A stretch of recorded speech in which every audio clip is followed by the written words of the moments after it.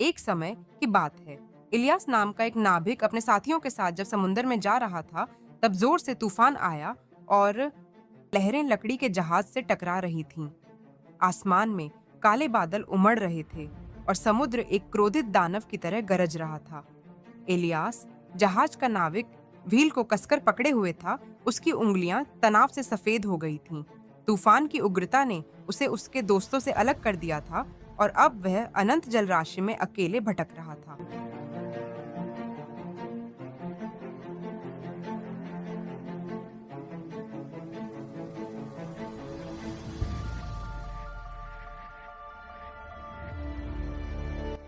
दिन बीतते गए। तूफान थम गया। एलियास थका और घायल था। उसका जहाज डूबने की कगार पर था। उसकी रसद कम हो रही थी और आशा एक दूर की बात लगने लगी थी।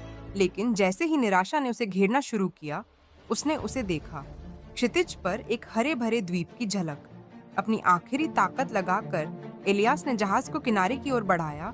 जहाज की कील रेत से टकराई और वह लड़खड़ाते हुए ठोस जमीन पर उतर गया। द्वीप हरा भरा और जीवंत था। विशालकाय पेड़ों से घिरा हुआ, अनोखे रंगों के फूल खिले हुए थे और हवा में मीठी खुशबू बसी थी। पक्षी अपरिचित धुनों में गीत गा रहे थे और चमकदार नदियां जंगल के बीच से बह रही थीं। एलियास ने खोज शुरू की। उसका दिल जिज्ञासा से धड़क रहा था। जंगल जीवन से भरा हुआ था और अजीब जीव पेड़ों के बीच मंडरा रहे थे। जीव जिनके पंख झिलमिलाते थे और आंखें तारों की तरह चमकती थीं।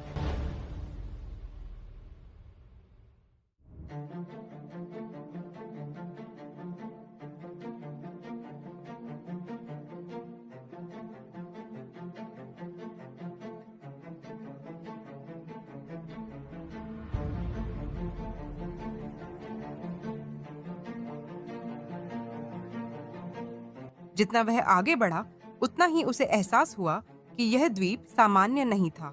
बेलें खुद ब खुद हिल रही थीं और पेड़ एक दूसरे से फुसफुसाते हुए जैसे रहस्य बांट रहे थे।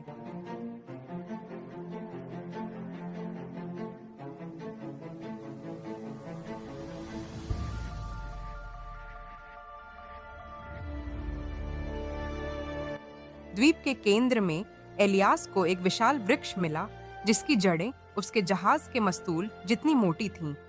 पेड़ के अंदर से हल्की रोशनी फूट रही थी और उसे एक दरार दिखाई दी। अंदर जाने पर उसे एक गुफा मिली, जिसकी दीवारें क्रिस्टलों से जड़ी हुई थीं, जो इंद्रधनुषी रोशनी फैला रही थीं।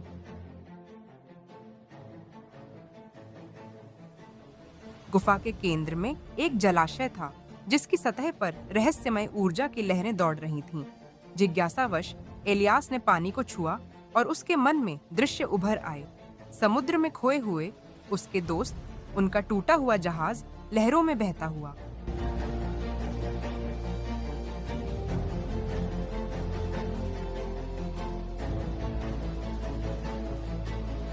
उसे समझ आया कि यह जलाशय एक जादुई द्वार था, जो समुद्र से जुड़ा था और उसे उसकी सबसे गहरी इच्छाओं की झलक दिखा सकता था। लेकिन यह सिर्फ दृश्य नहीं दिखाता था। जब उसने ध्यान केंद्रित किया, तो वह पानी को अपनी इच्छानुसार मोड़ सकता था।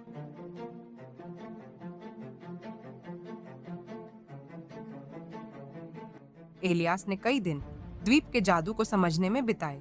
उसने वहां के जीवों से दोस्ती की, जिन्होंने उसे औषधीय पौधों और कभी न सड़ने वाले फलों की जानकारी दी। उसने प्राचीन शिलालेख पढ़े, जिन्होंने उसे प्रकृति के जादू को समझने और उसे नियंत्रित करने की कला सिखाई।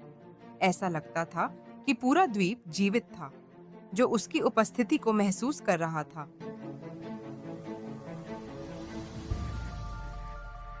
लेकिन एलियास अपने दोस्तों को कभी नहीं भूला।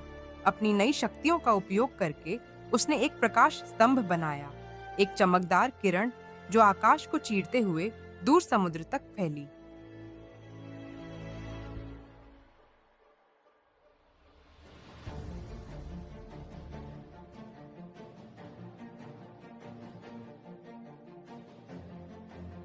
उसने अपने मन की सारी आशा और प्रेम उस जादू में डाल दिया, ताकि उसकी रोशनी उसके दोस्तों को द्वीप तक ले आए।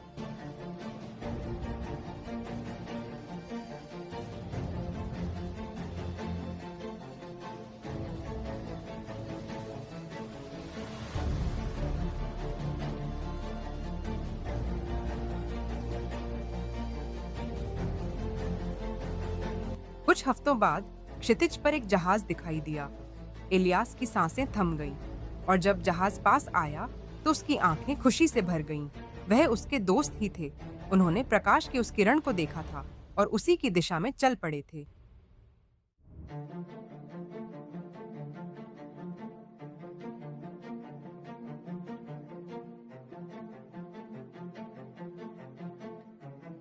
एक दुर्घटना से शुरू हुई यह यात्रा अब एक चमत्कारी कहानी बन गई थी और एलियास, जो कभी खोया हुआ नाविक था, अब उस द्वीप का रक्षक बन गया। समुद्र में खोए लोगों के लिए आशा की एक नई किरण।